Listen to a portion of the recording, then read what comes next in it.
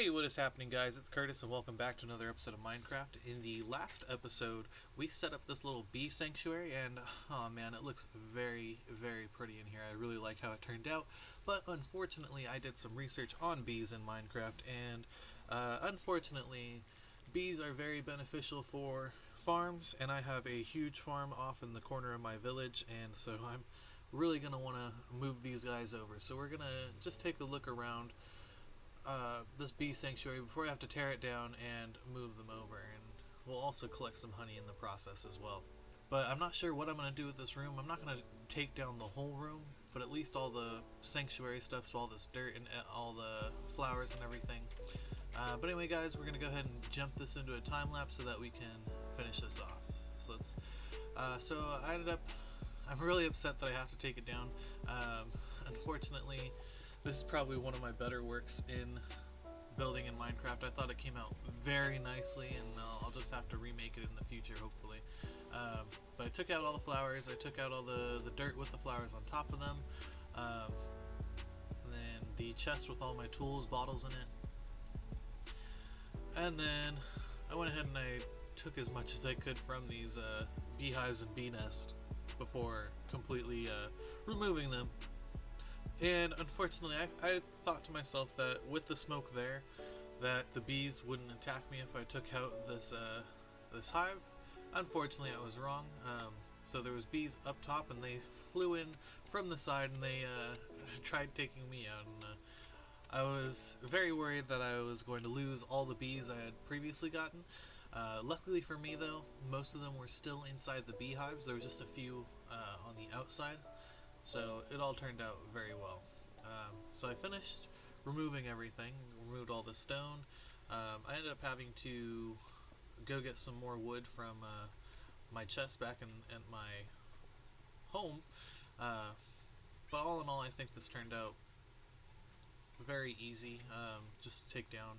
I probably should have left it and probably should have just added more bees to my farm instead and just left the bee sanctuary there, but you know, can't go back now. I already changed it, don't want to go back and reset everything once more, but it was very nice to have for the time being. So I went ahead and went to my farm, and I think this is the first time I've actually shown you how the farm is looking. It's pretty good, I would say. I even have this thing over here which will produce some sugarcane for me. So let's see, I went ahead and put down some campfires, put up some beehives, and then bada bing bada boom, we got our bee farm work. I just need to figure out where to put this chest, so I decided to just put it next to the beehives for now. I figured that would be pretty good. So I put all the tools that we use for the beehives and the flowers to breed them, and we were all set in that department. Afterwards, I decided to try changing this room to be an enchantment room. So I started setting up my bookshelves, but I ran out of books, so I decided to go out on an adventure and find an ocean monument to kind of loot that. And about 5,000 blocks away, I finally found the ocean monument, got that mining fatigue effect, and with the mining fatigue effect, if you are trying to break your way in here, you have to do some pretty tricky stuff. So I learned this from Hermitcraft. So I watched a video on how they get into their ocean monuments when they have the mining fatigue on.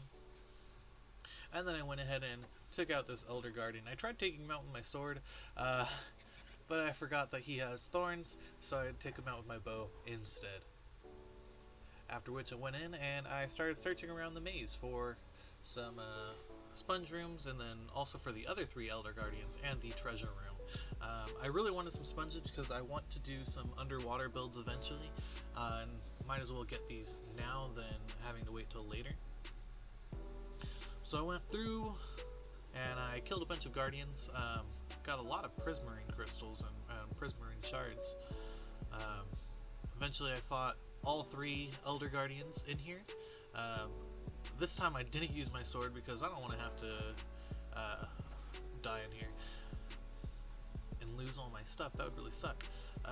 I've lost all my stuff in the ocean monuments before because I didn't have enough water breathing potions, or maybe I didn't think about the thorns effect that these guys have.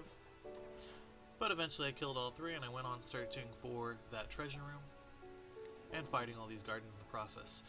In the meantime, I did find a sponge room, and I was going to start mining it, but I still had that mining fatigue effect. So I decided to wait on that and try finding the treasure room instead. And then, while searching for that, I found a second sponge room, which is very helpful. And then I went on searching for that treasure room, like I said. It took me quite a bit of time, and a lot of guardians were harmed in the process of making this video. But eventually I found it. It took me quite a bit of time though, and I was super worried that while I was going through here that I would run out of air and just die. I've never had any luck in an ocean monument before, and so this time, lucky as I was super excited to be able to get through all this unscathed, and actually picked up quite a bit of stuff as well. So I did find the treasure room, and I tried to wait for my mining fatigue to go away, but that didn't work, so I decided to do that same trick again with blowing up the side of things while I have this effect on. I tried to take the water out of the ocean, which is probably my biggest mistake yet. Unfortunately, that didn't work for me. At least I had the water breathing on, so it wasn't too bad. So once the mining fatigue actually went away, I started mining the gold, and I ended up ending with 8 blocks of gold in my inventory, which is very good.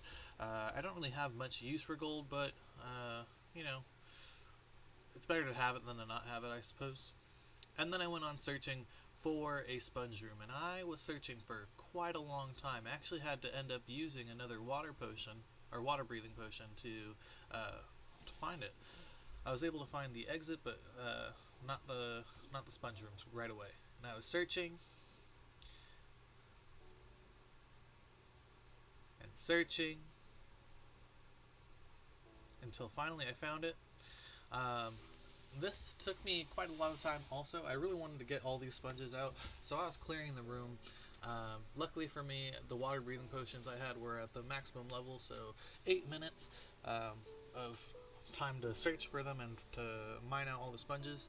And by the time I finally cleared out this sponge room, I really wanted to find the other one, so I had to go searching for that one as well.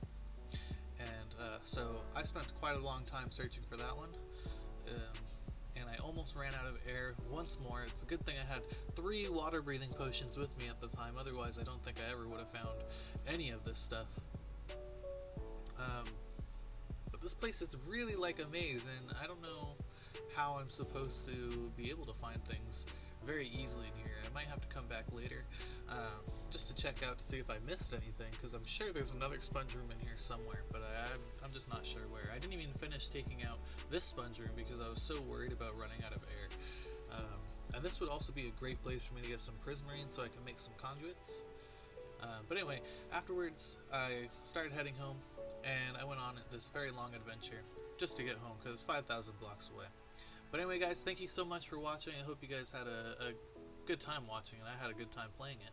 Remember to subscribe and click that notification bell if you want to be notified for any videos that I post, and then also if you're not following already, you can follow me on Twitter or support me on Patreon, both at Curtis Does a Dig. And like I always say, this supportage on Patreon, it's really going to help me make some pretty cool content. I really want to make cool content anyway, but you know, the funding always does help. So again, thank you guys so much for watching, and I hope to see you guys in the next video. This is episode 7. Can't wait to see you in episode 8.